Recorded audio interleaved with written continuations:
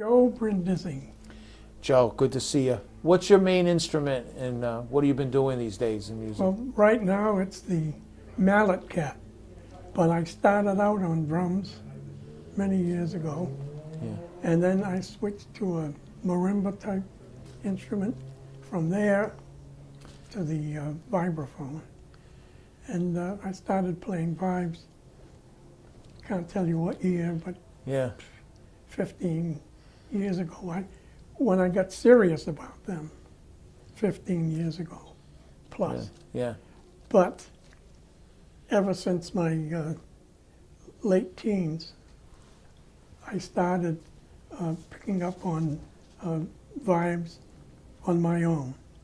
And that worked out pretty good. Yeah. What attracted you to that instrument? You know, from drums and vibes. What brought you to that particular?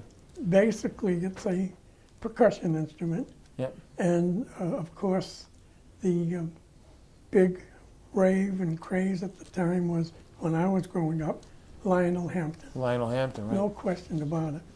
Today you've got your local Ed Saindens and the other guy, Yeah. Burton. Yep. They're still holding my attention. Yeah. Yeah. Pretty good players, though, right? Yeah. Where did you study? Did you take lessons in drums, and did you teach yourself? For drum lessons, I started with Eddie. Yeah, that's good. Yeah. Eddie Lucci's brother, Charlie Lucci, Oh. was a drummer. Yeah. Studied with him. From him, I went to Joe Nozzolillo, Yeah. but he was off and on because he was on the road with the Ice Capades and stuff like that. Joe, yeah. And then All Gumbads. that, Paisans. that's the guy. And then the Jewish guy came in. And if I get a good peek here, Go ahead. No, take your time. I can say that, why didn't I think of that? Yeah. Joe Shapiro. Now, he was teaching at Conservatory, New England, but he came back to Worcester. I think he had local ties. Came into Worcester on Saturdays and taught over the music store in Worcester, and on the Saturdays. Yeah. So I did that with him, and that was good. Yeah. What do you remember? What music store was that he taught at? Carl Cedars. Carl. Oh wow, Carl Cedars. And what was the name of the square? Yeah. The Square. Not in Lincoln Square. No, definitely not. No. In any case. It wasn't Kelly Square. Close. Yeah. Yeah. He was up that way though, right? Oh, well, Federal Square, somewhere up there. off of Green Street, Yeah. towards Green Street. Yeah. Yeah. So that was good. Yeah. So those have been your mentors. What are you currently doing? You're still playing, right? Yeah. What's the name of your band? Well, when I get gigs, and I'm retired, but I do maybe 4 to 6 gigs a year. Mm-hmm. That's all I want. Mm-hmm. And right now, I have done for the last 4 summers, the jazz on the patio in Leicester at the Castle Restaurant. Yeah. And I've done a couple gala benefit events at the Frozen Club. And then I do the after the meeting show for the Retired Men's Club of Greendale. Yeah. That and a couple others that I work in. Now, you've been playing for a long time. Any special players come to mind that you really enjoyed playing with? Or is that maybe not a fair question? No, that's a good question. If I had the capability, I'd say, well, my memory says, but I ain't got a memory. So let me take a quick. Go ahead. Yeah. Well, the guys I'm working with now are Don Maggio on guitar, Phil Madison on bass, and Mike Pangrazi on drums. That's my regular quartet. So and from there, I build up with a little bit of guest stars like Cara Brindisi. Right. And we had a fella named Terry Anthony come in, and he's a guy who played all the big shows in at Vegas. And then Steve Piamarini did a guest spot with us. Yeah. And that rounded it out pretty nicely. Yeah. So you always lived in Worcester, huh? I lived in Worcester since 1932. Yeah. And then only, of course, that's 85 years ago, about. But the thing is that I moved to Leominster about 20 years ago. Was there always music in your house growing up as a kid? In the sense of, we had some records that my parents liked. Yeah. Then my brothers, my older brothers, I was in the family of 9. I was 5 up and 5 down. And my older brothers had their record collections, especially a couple of them. Yeah. And that was there. My parents liked their Italian hour on Sunday morning. Sunday morning, yeah. That was good stuff. Or the records by a fellow named Carlo Butti and Italian favorites. Yeah. They were always playing. Yeah. And at house parties, my family would have folks over for a dinner, friends, relations. Yeah. And occasionally they would, my father would play guitar very crudely, but he played it, he strummed it, and he'd sing a few Italian numbers. Yeah, good. Do you have any upcoming gigs? I don't have them booked yet, but I'm expecting, as usual, Sure, they'll come up. the places that I mentioned. Yeah. Castle, Yeah. the Frozen. Frozen Club, and the Men's Club. Yeah. Yeah, Yeah. that's all Yeah. I want. Yeah. Now your granddaughter's a very, very good singer, Cara Brindisi. She's well known in this area.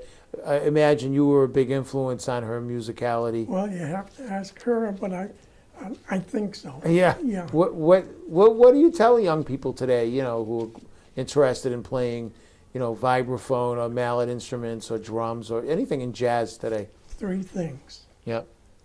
Learn the tune, learn the tune, and learn the tune. Learn the tune.